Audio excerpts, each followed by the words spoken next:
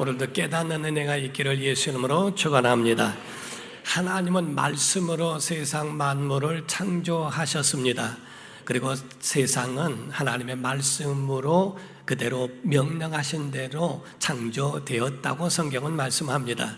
창세기 1장 3절과 6절과 7절을 보면 하나님이 이르시되 빛이 있으라 명령하시니 빛이 있었고, 하나님이 이르시되 물 가운데에 궁창이 있어 물과 물로 나누라 하시고, 하나님이 궁창을 만드사 궁창 아래의 물과 궁창 위의 물로 나누게 하시니 그대로 되니라, 이렇게 되어 있습니다. 하나님은 말씀하셨고 세상은 됐습니다. 하나님은 창조하셨고 세상은 만들어졌다는 겁니다. 이와 같이 하나님의 말씀에 의하여 모든 만물들이 지어졌을진데, 성경에 말씀하기를 말씀이라고 하는 말씀을 다 그냥 말씀으로 번역했지만은, 그러나 원문상에는 세 가지로 이와 같이 구분되어질 수 있다는 겁니다. 첫 번째가 로고스라는 말씀과 두 번째가 포네라는 말씀, 세 번째는 페마라고 하는 말씀입니다. 로고스라고 하는 말씀에 대하여서는 태초에 말씀이 계시니라, 이 말씀이 하나님과 함께 계셨으니 이 말씀은 곧 하나님이시니라, 이 말씀이 육신이 되어 라고 말씀한 것처럼 이 말씀에 대한 로고스란 말씀은 하나님의 아들 예수 그리스도의 그분 자체를 말씀하는 겁니다. 두 번째 포네라고 말을 하는데, 이는 사람의 음성, 사람들이 말하고 있는 바람 소리 같은 사람의 음성을 말하는 겁니다. 침례 요한이 광야에서 막 침례를 주며 외칠 때에 그때 사람들이 와서 물어봅니다. 내가 그리스도냐? 아니라 그럼 너 누구냐? 나는 광야에서 외치는 자의 소리다 할 때 포네이라는 말을 합니다. 이 포네라는 말은 인간의 입술을 통하여 나오는 바람 소리를 말하거든요. 그러므로써 사람과 사람 사이에 의사를 전달시켜주는 역할을 하죠. 우리가 폰이라고 하는 옛날에 차가 나왔을 때 이 폰이라는 말도 포네에서부터 비롯된 파생된 언어라고 이야기를 합니다. 그리고 세 번째 말씀하고 있는 것은 우리가 흔히 말하기를 레마라 이런 표현을 하는데, 원래 원문상에서는 무음이 아니고 원래 동시에 친음이라고 이야기를 합니다. 그래서 하와 레가 함께해서 페마 이렇게 표현합니다. 그냥 우리는 그거를 무음 처리해서 레마라 말하지만은 페마라고 하는 이 페마는 하나님의 말씀일진데 그 말씀이 내게 들려졌을 때에 감동되어진 하나님의 말씀을 말합니다. 그래서 하나님의 말씀이 우리 속에 선포되어지고 감동된 그 말씀엔 능력이 있고 위력이 있고 생명이 있고 권세가 있더라 하는 겁니다. 하나님께서 세상을 창조하실 때 명령하셨고 선포하신 대로 그대로 되니라 라고 말씀하신 것처럼 우리에게도 마찬가지로 믿는 자들에게 또는 사람들에게 말의 위력을 같이 우리에게 동반하여 주셨다는 사실입니다. 그래서 사람에게는 그 말에 권세가 있다는 거예요. 그 말에 대해서는 기적을 동반하고 능력도 함께하고 있더라 하는 겁니다. 태초에 하나님께서 아담에게 짐승들을 만드시고 새를 만드신 다음에 아담에게 이끌어 오셔서 아담이 무엇라고 말하는가 들어보셨다라고 되어 있습니다. 그리고 아담이 말한 대로 그것이 이름이 되었다라고 되어 있죠. 창세기 2장 19절입니다. 시작. 여호와 하나님이 흙으로 각종 들짐승과 공중의 각종 새를 지으시고 아담이 무엇이라고 부르나 보시려고 그것들을 그에게로 이끌어 가시니 아담이 각 생물을 부르는 것이 곧 그 이름이 되었더라. 아멘. 그와 같이 바로 아담이 소, 닭 하면 그냥 그대로 된 대로 말이 된 대로 그게 이름이 됐다라고 말씀을 하고 있습니다. 사랑하는 성도 여러분, 이와 같이 사람을 이끌어가는 그러한 4차원의 영성이 있다는 걸 아십니까? 사람을 이끌어가는 것이 네 가지로 구분하고 있는데 보이지 않지만 사람을 이끌어가고 있다는 거예요. 첫 번째가 생각입니다. 두 번째가 믿음입니다. 세 번째가 꿈입니다. 네 번째가 말입니다. 그런데 요 네 가지의 4차원의 영성 가운데에 우리가 셋으로 구분하게 되면 모든 모든 사람이 가지고 있는 일반적 영성이라고 해서 사람들이 생각을 합니다. 한 사람이 막 걸어가요. 어디 가나? 시장 갑니다. 잘 다녀오게. 근데 1분도 안 되고 돌아옵니다. 아니, 시장 벌써 다녀온 건가? 아닙니다. 내일 가려고요. 생각이 바뀌었습니다. 생각대로 몸이 움직이는 것처럼 생각이 끌어가고, 그리고 믿음이 끌어가고, 꿈이 끌어가고, 말대로 되더라 하는 거죠. 이와 같이 일반적으로 움직이고 있는 그러한 일반적 영성이 있다면 마귀가 개입하는 것도 있어요. 요한복음 13장에는 가룟 유다에게 마귀가 예수를 팔려는 생각을 넣었더니 이렇게 돼 있어요. 마귀가 예수를 팔려는 생각을 가룟 유다에게 넣었더라는 거죠. 마귀가 개입하면 그럼 가지고 있는 생각이 어그러질 수 있고, 믿음도 잘못될 수 있고, 꿈도 깨질 수 있고, 그리고 말도 파괴적인 말로 바뀔 수 있더라는 겁니다. 세 번째에는 하나님이 개입하시는 겁니다. 여러분에게 건설적인 생명력 있는 생각을 주시고, 그리고 우리에게 믿음을 주시고, 꿈도 주시고, 우리에게 긍정적인 말로서 우리에게 살리는 말로 말의 권세를 주실 때, 이건 하나님이 주실 때는 엄청난 역사가 있는 겁니다. 에스겔서에 보게 되면 그 에스겔 골짜기의 환상을 보는데 그 가운데 뼈들이 많이 있죠. 물론 사람의 말입니다. 에스겔의 말이긴 하지만은 하나님께서 선포하라, 대언하라, 하나님의 말씀에 능력이 있지만은 그 말을 대언할 때에 이 뼈 저 뼈가 들이맞아서 군대를 이루고 생기가 그 속에 부러지는 것처럼 사람의 말은 바로 하나님의 말씀을 대언할 때 하나님이 개입하실 때에 그 말의 권세가 그 속에 있더라 하는 겁니다. 보이지 않지만은 이와 같이 사람을 이끌어가는 힘이 그 안에 있더라 하는 거지요. 우리가 이 네 가지 중에서 생각, 믿음, 꿈, 말 중에서 굳이 정말 중요한 것이 있다면 무엇입니까? 라고 묻는다면 말이라는 거예요. 그래서 말이라고 하는 것은 이 네 가지 중에 가장 중요하다는 겁니다. 그래서 신앙인들의 말에는 하나님께서 권세도 부여하시고 하나님이 그 안에 비중을 많이 두시기도 하시더라는 겁니다. 성경에 보면요, 민수기 14장 28절에 말씀을 합니다. 시작. 그들에게 이르기를 여호와의 말씀에 내 삶을 두고 맹세하노라. 너희 말이 내 귀에 들리는 대로 내가 너희에게 행하리니. 자, 너희 말이 내 귀에 들린 대로 내가 행한다고 말씀하시죠. 긍정적인 말도 행하실 것이고 부정적인 말도 행하리라. 우리가 부정적인 말로 자녀들을 저주할 때에 만약에 그 말이 진짜 이루어진다면 어떻게 하겠어요? 화가 나서 한 말이라 할지라도 그 말이 내 말이 내 귀에 들린 대로 행하리라고 하는 말씀은 긍정적인 말도 들으시겠다는 것과 부정적인 말도 들으시겠다는 말씀을 다 포함하고 있는 겁니다. 성경에 하나님이 보이지 않기 때문에 하나님은 없는 것처럼 생각하지만 하나님은 다 들으신다는 말씀이 성경 가운데 많이 기록되어 있거든요. 시편 6편 8절에서 9절을 보면은요, 악을 행하는 너희는 다 나를 떠나라. 여호와께서 내 울음소리를 들으셨다라고 합니다. 여호와께서 내 간구를 들으셨으며 여호와께서 내 기도를 받으심이로다 라고 말씀합니다. 출애굽기 3장 7절에서 8절에는요, 여호와께서 이르시되 내가 애굽에 있는 그 백성의 고통을 분명히 보고 그들의 감독자로 말미암아 부르짖음을 듣고 그 근심을 알고 내가 내려가서 그들을 애굽의 손에서 건져내리라 라고 말씀을 하세요. 봤다, 들었다, 안다, 그래서 내가 건져낸다 라고 하는 하나님의 의지까지도 다 그 가운데에 포함하고 있다는 사실입니다. 이와 같이 하나님은 가만히 계시는 것이 아니라 우리에게 굉장히 많은 관심이 있으세요. 우리의 가지고 있는 말과 모든 행동에도 하나님이 받으시고 들으신다고 하는 하나님의 말씀입니다. 이스라엘의 부르짖음을 들으시겠다고 하는 겁니다. 이와 같이 사람에게도 말에는 권세가 있기 때문에 이 말로 인하여 행복할 수도 있고 말로 인하여 근심스럽게 불행하게도 만들어 놓을 수 있다는 거예요. 말이 사람을 살리기도 하고 말이 사람을 죽일 수도 있다는 겁니다. 그러므로서 이것을 성경은 말의 권세라고 말씀을 합니다.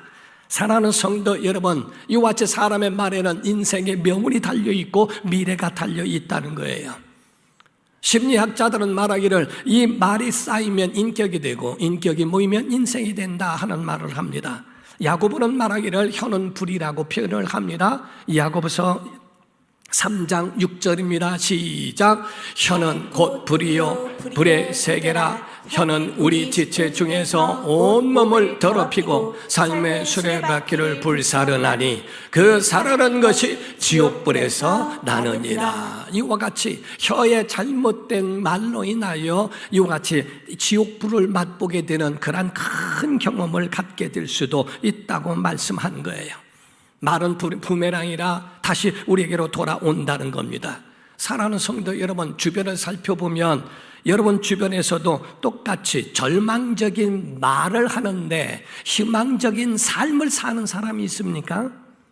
부정적인 언어로 가득한데 긍정적이고 희망적인 삶을 사는 사람을 본 일 있습니까? 여러분, 늘 다른 사람을 무시하는 말을 하면서 존경받는 삶을 사는 사람은 없다는 거죠. 말은 곧 삶이라는 겁니다.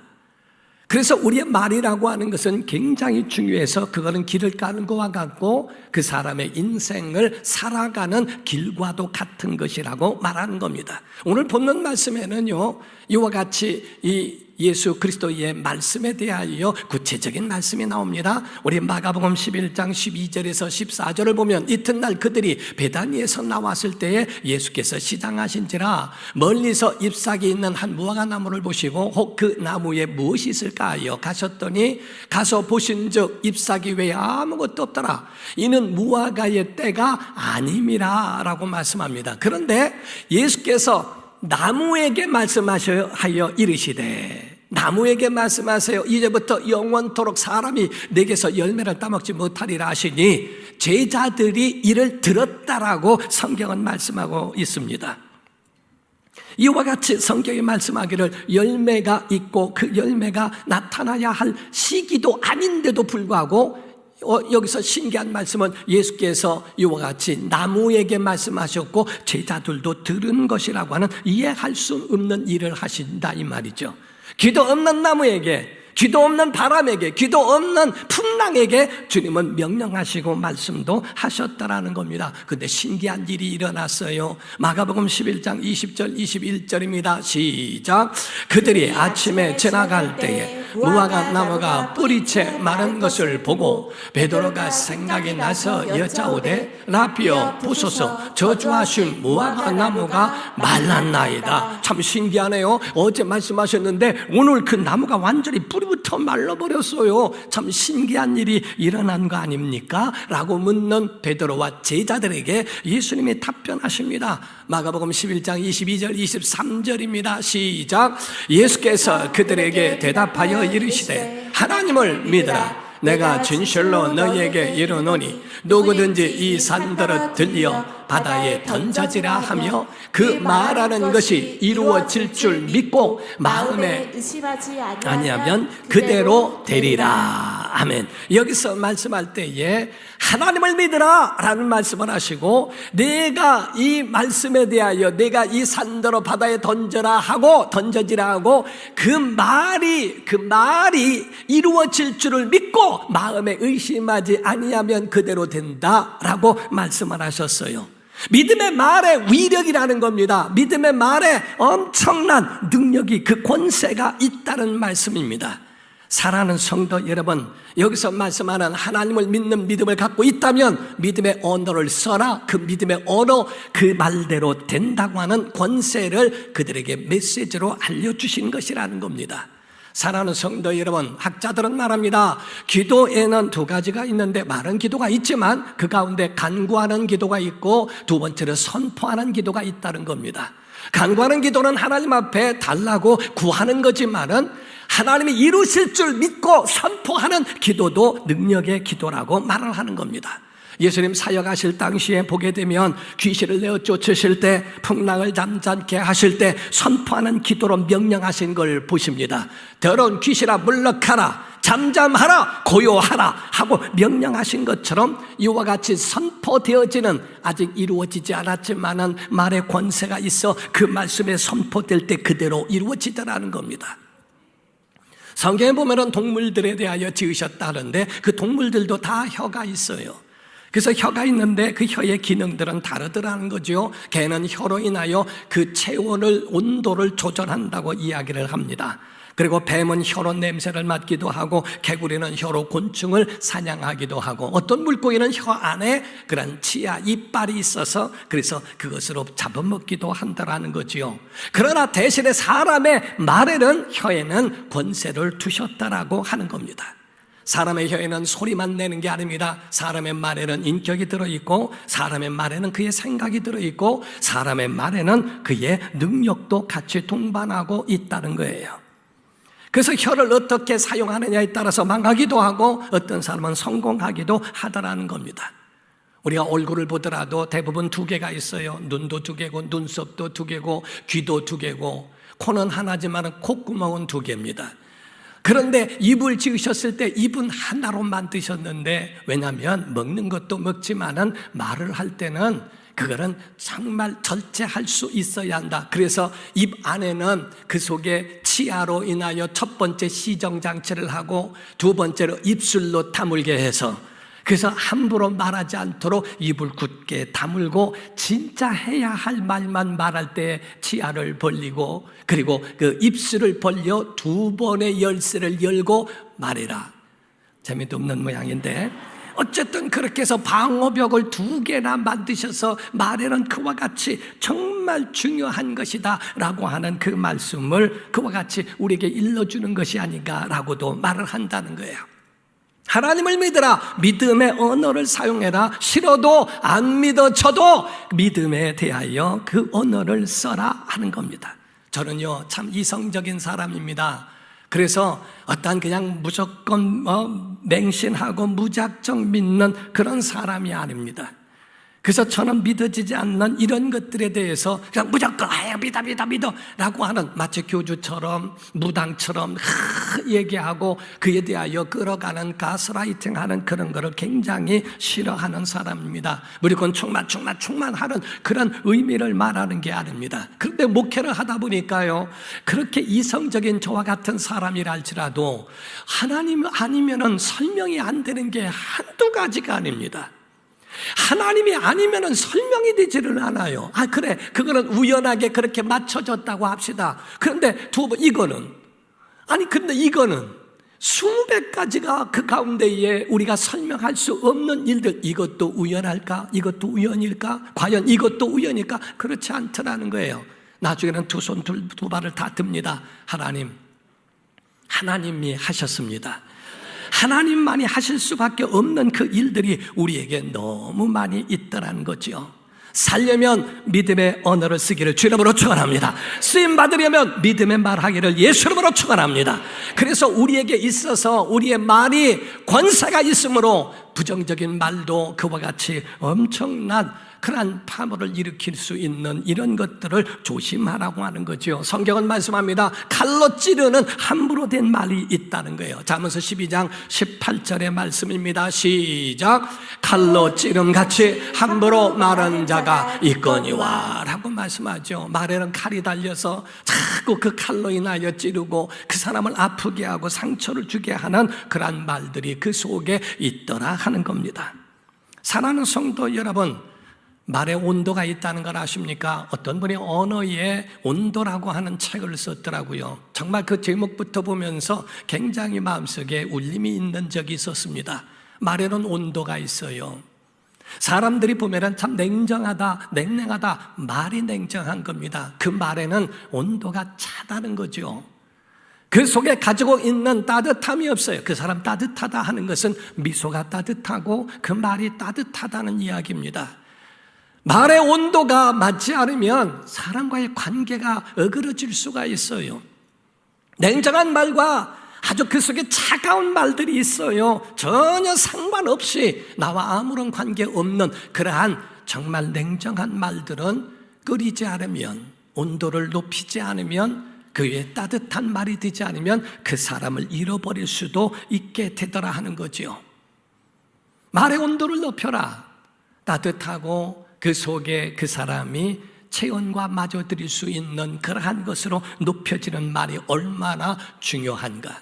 성경에 에베소서엔 이런 말씀이 있습니다. 4장 29절입니다. 시작. 무릇 더러운 말은 너희 입 밖에도 내지 말고 오직 덕을 세우는 데 소용되는 대로 선한 말을 하여 듣는 자들에게 은혜를 끼치게 하라. 믿음의 사람이라면 더러운 말은 입 밖에도 내지 않도록, 내 말이 변하지 않으면 내 속에 복이 온다고 하는 것아, 겉과 이런 것들은 내 안에 꿈도 꾸지 마라 하는 말과 같은 말이죠.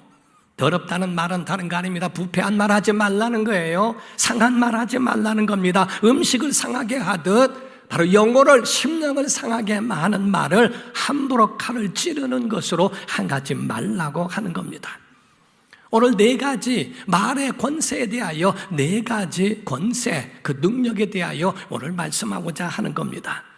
첫 번째는 다른 게 아닙니다. 믿음의 언어입니다. 믿음대로 됩니다. 믿음대로 됩니다. 여러분, 성공한 사람 뒤에는요 믿음의 언어가 있고요, 실패한 사람 뒤에는요 실패할 수밖에 없는 망하는 언어가 있다는 거예요. 여러분은 어떤 언어를 지금 사용하고 있느냐 하는 겁니다. 이루어질 줄 믿고 그 속에 믿음의 언어를 쓰면 믿음대로 되리라 하는 말씀이죠. 아멘 하면 기적이 일어납니다. 정말 아멘 하면, 그래서 성경에 아멘 하여 하나님 앞에 영광을 돌리게 하라. 그래서 어떤 분은 말하기를요, 아멘은 영혼의 숟가락과 같아서 아멘 함으로써 그 하나님이 주신 그 복과 은혜를 퍼먹는 것과 같다고 표현한 적도 있습니다. 마리아 같은 사람은 나는 사내를 알지 못합니다. 동정녀인데 어떻게 애를 납니까? 그때 천사가 말합니다. 성령이 마시고 하나님의 말씀이 너를 덮으리니 나실 자는 하나님의 아들 예수 그리스도다라고 말씀하죠. 그때 마리아는 자기에게 이해되지 않고 합리적이지 않지만은 그의 말씀이 내게 이루어지사이다, 곧 아멘 함으로써 그가 인류를 구원할 수 있는 믿음의 도구로 그의 태를 쓰임받는 믿음의 사람이 이루어지지 않습니까? 바로 이와 같이 아멘하면 하나님 역사해 주신다 이 말이에요. 그래서 하나님께는 아멘이 되고 사람들에게는 인정할 수 있는 그런 말로 포용하는 것도 우리에게 중요한 훈련이라는 거예요. 울어주고 웃어주고 축하해주고 축복해주고 격려해주고 사랑해주는 그런 언어, 그것이 바로 믿음의 언어라는 겁니다. 두 번째가 치유의 언어입니다. 우리의 말에는 치유함이 있습니다.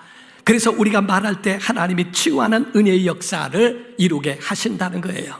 잠언서 12장 18절의 말씀이에요. 시작. 지혜로운 자의 혀는 양약과 같으니라. 아멘. 양약이라고 표현을 했어요. 즉시 그것이 우리 속에 들어와 효과를 낼 수 있는 치유하는 능력이 있다는 거예요. 그래서 이 가운데 양약이라는 말을 사용하고 있는데 히브리 말로 마르페라고 얘기합니다. 치유한다. 하나님의 능력으로 치유되어지는 그 언어 마르페라고 표현을 하고 있어요. 그래서 우리 속에 치유되어지는 그것이 위로가 되어지고 그 한마디가 우리 영혼을 치유하고 마음을 치유하고 그 선한 말, 위로의 말이 우리의 모든 영혼까지도 치유해지게 되더라 하는 거죠. 여러분, 교회 안에서도요 이런 치유되는 말이 나와야 합니다. 상처되지 않아야 합니다. 마음속에 가지고 있는 그러한 말도 어느 때는 절제해야 될 필요가 있더라는 거지요. 목회자로서도 정말 부족함이 많을 때에 내 본성이 드러날 때는 너무 미안하고 죄송할 때도 있지요. 그래서 다시 나를 돌아보고 돌이킬 때도 없지 않아 있습니다. 화가 날 때, 막 끓을 때에 되어진 건 사람들이 되게 되지요. 또 냉정한 말은 차짐으로 인하여 사람들을 당황하게 만들기도 합니다. 거짓된 말 하나가 얼마나 상처를 주는가. 그 전에 보면 어떤 사람 그럽니다. 안녕하세요 인사하고 뒤로 가서 안녕은 무슨, 그럼 왜 안녕하시냐고 말을 했느냐 이게요. 차라리 하지 말고 뒤에서 욕을 하지 말던가, 차라리 안녕하세요 했으면 그대로 안녕한 것에 대하여 그것을 이제 왜 거짓말을 합니까? 누구에 대해서 칭찬하고 아이고 웃기고 있네, 그 소리를 듣는 사람까지도 마음이 너무 냉랭해지고 아파지는 말이, 이 사람이 내가 돌아서면 이 사람이 나도 욕하겠구나. 자기 편이 됐을 때는 욕하지 않습니다. 조금만 말만 달라지고 조금만 피해지면 얼마나 뒤에서 그런 일들이 일어난 심성이 아주 못된 사람이라 이 말이죠. 가정에서도 마찬가지예요. 선한 말을 해라. 좀 져줘라. 이기지 말고 구원과 관계없으면 좀 져줘라. 아멘도 안 하고 그러지 말고 져줘야지. 꼭 그거를 이기려고. 우리가 옛날 유모에 이런 말이 있었습니다. 당신 남편이 하던 아내가 하던 둘 중에 하나가 그럽니다. 당신 다시 태어나도 나하고 살 거야? 이렇게 장난으로 물어볼 수 있죠. 세 가지 유형이 있습니다. 첫 번째가 미쳤냐? 이러고. 그런 어리석은 얘기예요. 미쳤냐라고 하는 그 말로 그 마음을 또 상하게 합니다. 두 번째 가지고 있는 유형의 사람, 당신 다시 태어나도 나하고 살 거야? 라고 물었더니 조금 좀 덜 어리석긴 하지만 현명하지 않은 말입니다. 아니 여보, 당신과 이렇게 당신같이 착한 사람과 내가 살아봤는데 얼마나 감사해. 그런데 내가 다음 생에는 다른 사람하고 살아봐야지. 당신같이 좋은 사람하고는 또 다른 사람이 살아봐야 되지 않겠어? 말도 안 되는 얼씨구입니다. 세 번째 현명한 말은 다른 거 아닙니다. 당연하지. 이 말 한마디 하는 거, 여러분 어차피 다음 생에는 없습니다. 여러분 영원한 하나님의 나라에 가는 것 외에는 지금 가지고 있는 건 없는데도 그걸 가지고 어떤 사람 말합니다. 나는요 거짓말을 못해요. 또 이럽니다. 자기는 정직해서 그렇게 말한다고 하지만은 그게 정직함이 과연 아름답거나 그것이 현명한 것은 아니더라 하는 얘기입니다. 말에 치유가 있다는 것.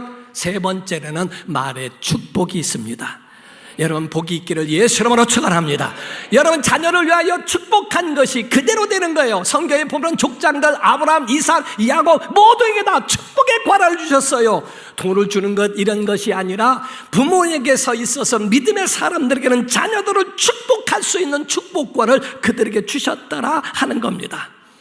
여러분 축복하면 세 사람이 복을 받습니다.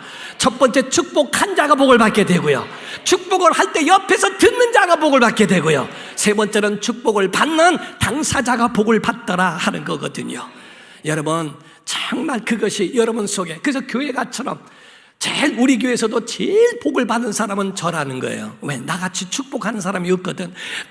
매일 축복을 하죠. 두 손을 들어 축복을 하죠. 가정마다 복을 하죠. 질투하는 거 가본데 질투하지 마시고. 그러니까 정말 축복할 수 있는 이것이 대하여 나처럼 복 받은 사람이 어디 있을까라고 하리만큼 굉장한 하나님의 복을 받았더라 이 말이죠. 자, 여러분 민수기에 있는 말씀처럼 아멘 한번 해봅시다. 성경에 하나님이 말씀하신 하나님의 마음이라고 표현했죠. 자 아멘 합시다. 하나님은 여러분에게 복을 주시기를 원하시며 여러분을 지키시기를 원하시며 은혜 베푸시기를 원하시며 평강 주시기를 원하십니다.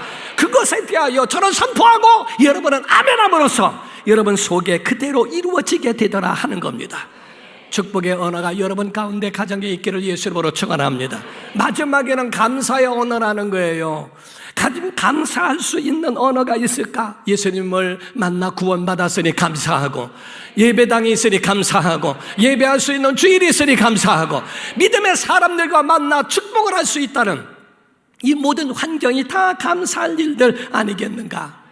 여러분 가정에서도요, 부모는 자녀들에게 태어나줘서 감사해, 자녀들은 나 낳아줘서 감사해요. 할 수 있는 이 얼마든지 감사가 그 속에 나올 수도 있다는 거거든요. 소중해, 괜찮아, 그냥 내가 좋아, 사랑해, 내가 보고 싶어, 이 모두가 다 정말 그들에게 감사의 언어로서 더 큰 감사를 이끌어낼 수 있는 그런 복의 통로가 되더라는 겁니다. 저는 어떤 목사님의 간증을 들은 적이 있어요. 그 목사님이 간증하시는 가운데 보니까 고등학교 때 아주 개구장이 중에 개구장이었다는 겁니다. 그래서 막 복도에서 뛰고 하다가 교무실 유리창을 깼대요. 그때의 유리창을 깨고 손이 찢어져서 피가 뚝뚝뚝뚝 흘리고 있는데 그 가운데에 몽둥이를 들고 나온 선생님이 뛰어나오시면서 하시는 말씀이, 어떤 간 크고 겁도 없는 녀석이 교무실 유리창을 깬 거야 하면서 뛰어나오시더래요. 근데 그 가운데 피가 떨어지는 걸 보면서 성경을 가르쳤던 선생님인데 그 선생님이 뛰어오더니 자기 손수건으로 그 손을 잡고 지혈을 시키면서 양호실로 데려가더라는 겁니다. 그래서 데려가서 양호실에서 손을 붕대를 감아주면서 혼잣말로 툭 하시는 말씀이 다른 말이 아니라, 깨진 유리창만 보이지 피나는 손은 안 보이나? 이 말 한마디 하는데요, 너무 마음이 감동되더라는 겁니다. 깨진 유리창만 보이고 피 흘리고 있는 이 손은 보이지 않느냐? 나중에 그분이 목사님이 됐더라는 겁니다. 몸뒤 들고 나온 선생님은 이름도 기억이 안 난대요. 그때 손을 만져주고 그 말 한마디 해준 선생님은 그 마음속에 여전히 인사드리는 그 관계로 발전이 되더라는 거죠. 베스트셀러 작가가 있었답니다. 그는 얼마나 이 글 하나 써준 것만으로도 굉장히 비싼 사람이라는 거예요. 그런데 한 부자가 와서 봉투를 가지고 와서 한마디 하더랍니다. 봉투를 주면서 나에게 한마디만, 진짜 내 인생에 있어서 가장 중요한 말이 무엇인가 한마디만 써달라고 막 부탁을 하더래요. 그래서 그 봉투를 받고 거기다가 한 줄을 탁 써주고 유유히 사라지더라는 겁니다. 그 부자는 그 봉투 거기에 대하여 써준 그거를 쫙 폈더니 땡큐 이렇게 나왔더래요. 땡큐 하나밖에 없어요. 감사의 말을 하라, 그 얘기죠. 우리 속에요, 사랑하는 성도 여러분, 믿음의 사람에게는 권세가 더 있습니다. 여러분, 창조의 그 권세가 우리 믿는 자들에게도 우리에게도 나타날 줄로 믿으셔야 됩니다. 우리 성경 마가복음 11장 24절입니다. 시작.